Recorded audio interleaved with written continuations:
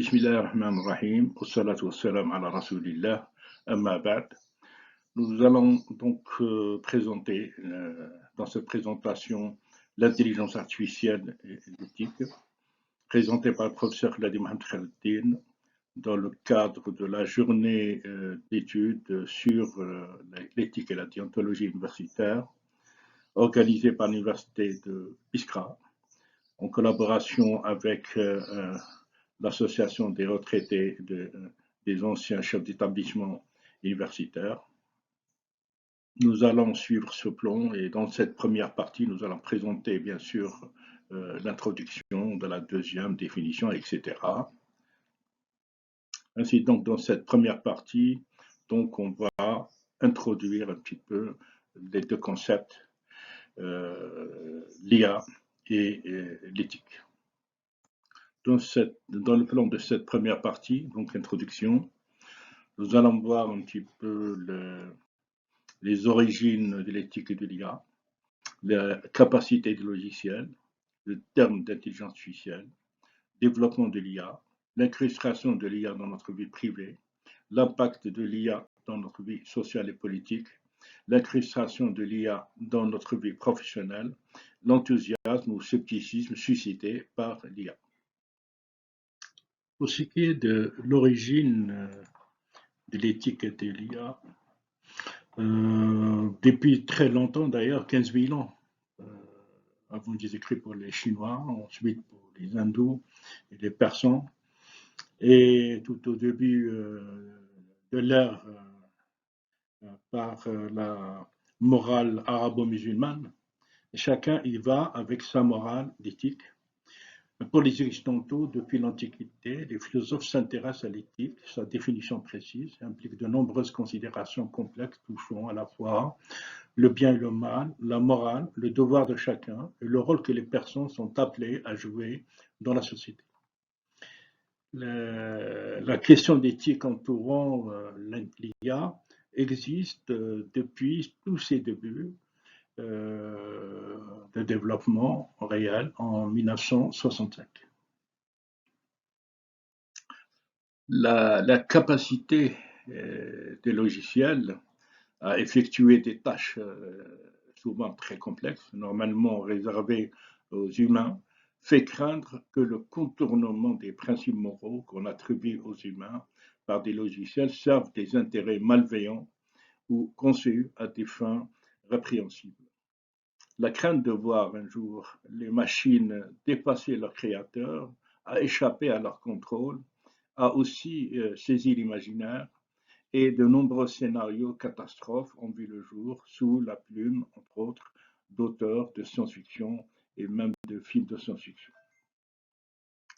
Le terme IA aurait été formulé pour la première fois en 1955 lors de la conférence des machines intelligentes par l'informaticien américain John McCarthy.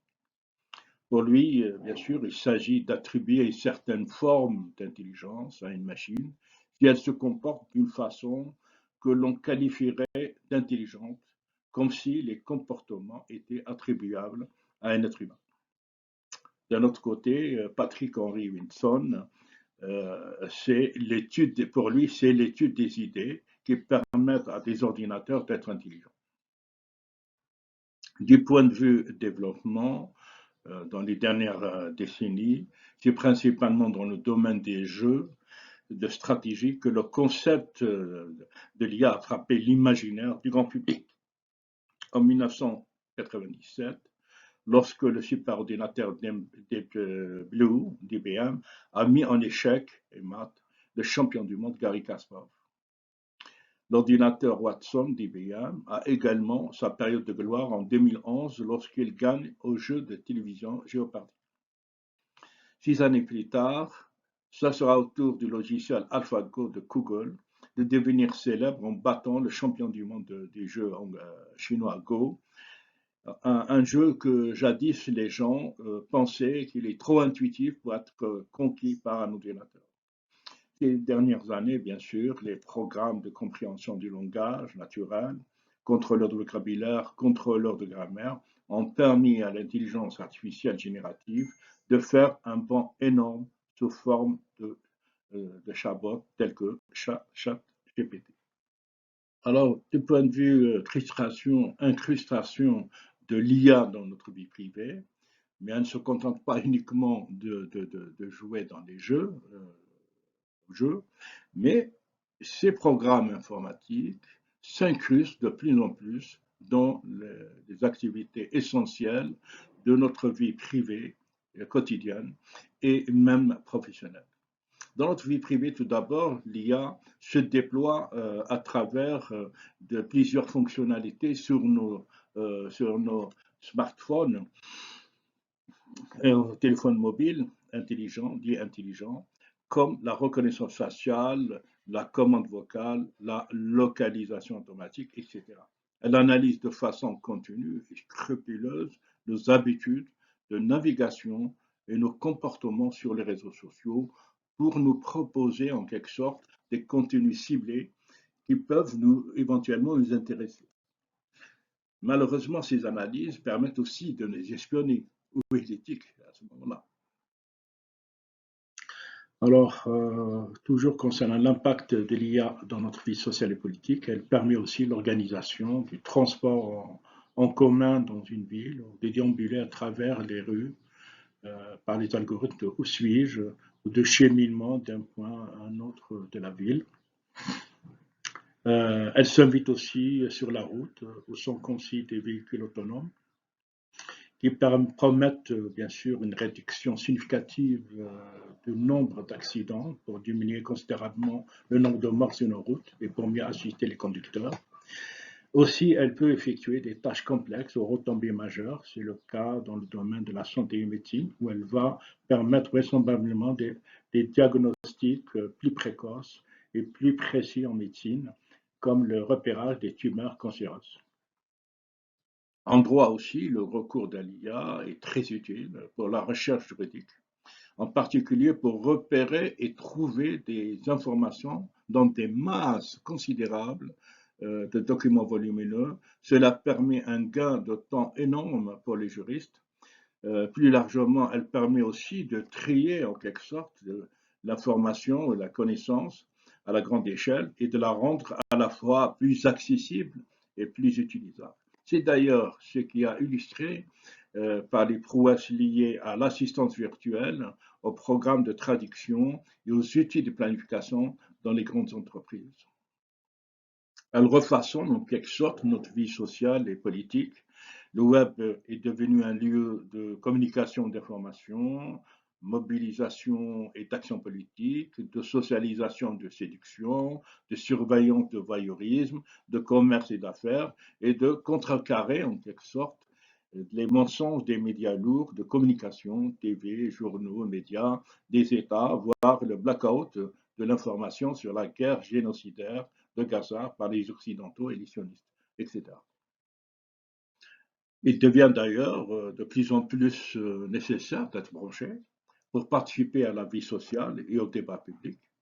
Les journaux publient la majorité de leur contenu sur le web et sur des intervales de partage en ligne qu'ont lieu un certain nombre de débats publics et politiques. Ainsi, pour y participer, il faut d'emblée accepter les conditions d'utilisation qui impliquent de manière générale la collecte de nos données à notre insu, qui iront par la suite enrichir les données massives, carburant essentiel à de nombreux algorithmes d'IA. C'est là, en fait, que le problème d'éthique commence à se poser pour l'atteinte à la vie privée des interlocuteurs. Pour ce qui est de l'incrustation de l'IA dans notre vie professionnelle, aussi, elle n'est pas du tout épargnée. Un grand nombre de chercheurs et d'investisseurs, d'entrepreneurs, de décideurs publics acceptent en effet l'idée selon laquelle l'IA, les données massives et l'Internet des objets sont à l'origine de la quatrième révolution industrielle. Le terme désigne la transformation profonde du marché de l'emploi, de la productivité engendrée par la nouvelle phase d'automatisation permise par les progrès en robotique et l'utilisation d'algorithmes d'apprentissage automatique et l'analyse de données numériques en très grande quantité dans une large gamme de milieux professionnels. Pour ce qui est de l'enthousiasme ou scepticisme suscité par l'IA, aucune technoscience ne suscite de nos jours autant de peur que d'espoir à la fois que les machines dotées d'intelligence artificielle.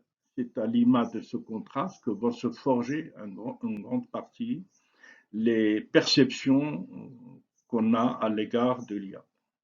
Soit elle génère un enthousiasme jusqu'à preuve du contraire excessif, soit c'est le catastrophisme ou le scepticisme. Il s'agit là d'un schéma de compréhension à partir duquel il est difficile de cerner, de définir les véritables enjeux éthiques de l'IA. Bien que les réserves exprimées à son sujet soient de plus en plus fondées sur l'état actuel de son développement, les peurs les plus vives tombent fréquemment du côté de la spéculation proche de la science-fiction, telle qu'on le voit dans les ouvrages de science-fiction ou les films de science-fiction. Merci pour votre attention. Donc nous arrivons au terme de l'introduction dans cette première partie.